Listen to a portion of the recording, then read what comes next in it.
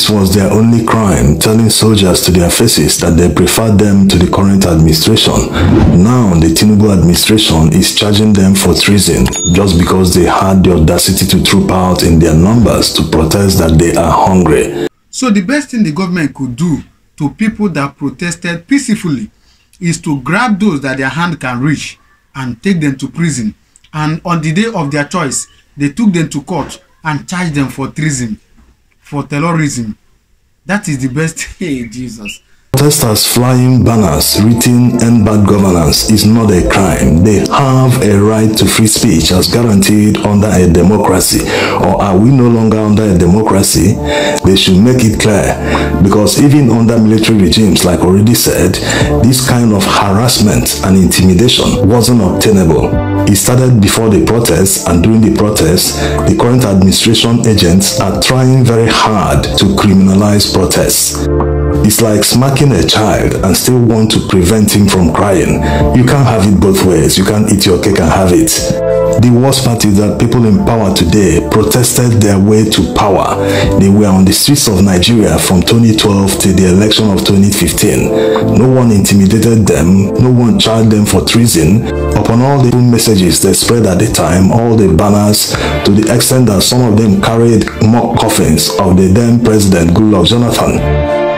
Upon all this, they were still given a free hand because the government at the time understood that it was born out of frustration. People trooped out in numbers at the time because of the increase in petrol price. Not enough that they are stealing from our children tomorrow for lack of investment in education. They are still embezzling the retirement benefit of hardworking Nigeria, including our grandfathers. They are stealing the port, the treasury, not even leaving some coins for us to war with. Let them be out now. Compare that to what is happening today. Petrol is being sold for more than 1,000 naira across many cities in Nigeria. When Nigerians protested last month, the government responded by arresting more than 2,000 people, and they have taken it to a ridiculous level by charging more than 10 people, including a British national, for treason. The penalty for treason in Nigeria is death. So Tinubu truly wants to execute Nigerians because they protested against hunger, against his bad governance. Unless the government can prove that these people actually conspired, plotted with armed groups or soldiers to execute a military coup against Tinubu to remove him from power. If they can't prove this, then there is no treasonable felony. Besides, the people that committed coup in Nigeria are walking free today.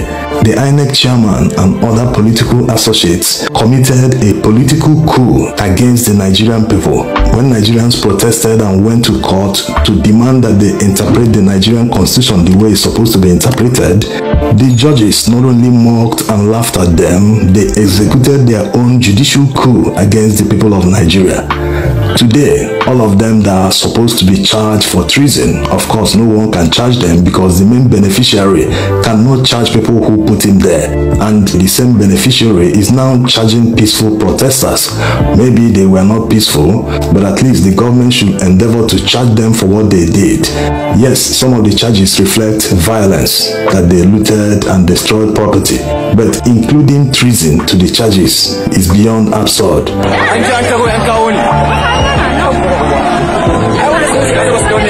Tinubu and APC specialize in chasing shadows, propaganda, and diversion. The fact that people are calling on the military should make them to appease the people. Try and find out their immediate problems and solve them. Nigerians are nice people. There are many countries where all that is tolerated in Nigeria will never be tolerated. Nigerians are not asking for much. They are only saying that they are hungry. Palliatives are not sustainable. Giving them rice, beans, or anything to eat is not sustainable. try and solve the root cause of the hunger. But instead of doing this, they resort to bribing their leaders to stop them from protesting. When that didn't work, they now started arresting and intimidating them. And now they've raised it to another level by charging them for treason. In other words, they're trying to tell future protesters, are you planning to come out to protest? The other people that protested are now facing treason, and you know the penalty is death. Don't come out to protest. But will that work? During the last nationwide hunger protest, many people were openly chanting that they rather die on the streets by bullets of policemen than die at home of hunger. So a lot of people have already crossed that line of fear. They are no longer afraid of the government or whatever they plan to do to them. As can be seen in this video, how brave protesters led by this young man stormed the government house despite the heavy presence of security personnel.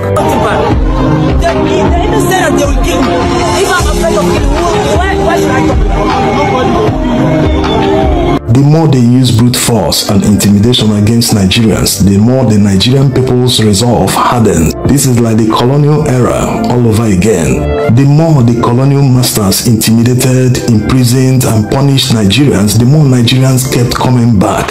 They never gave up until they were granted independence.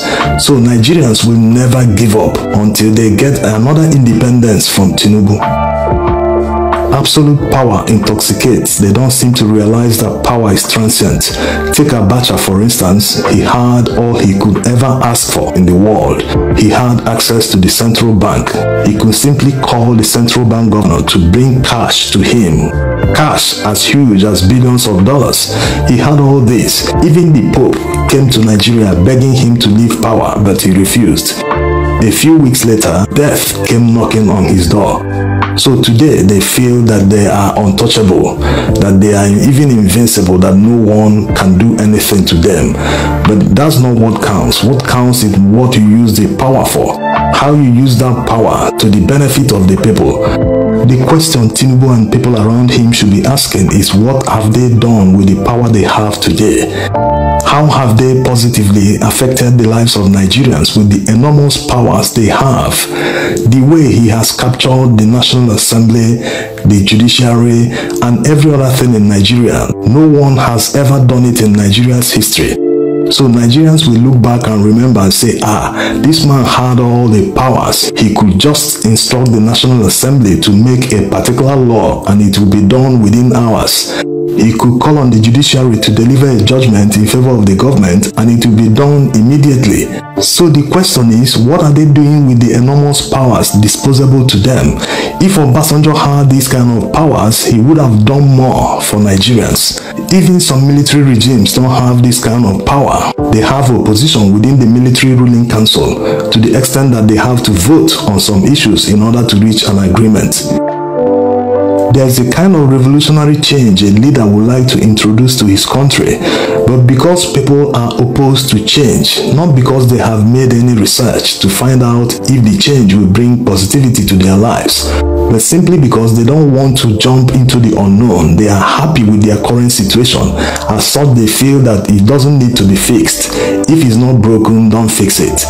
So these kind of enormous powers are needed in such situations. The question remains, what are they doing with the enormous powers they have?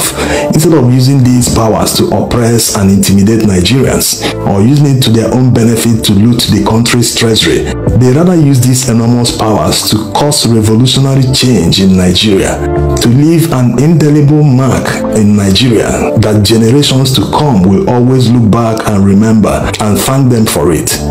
Thanks for watching.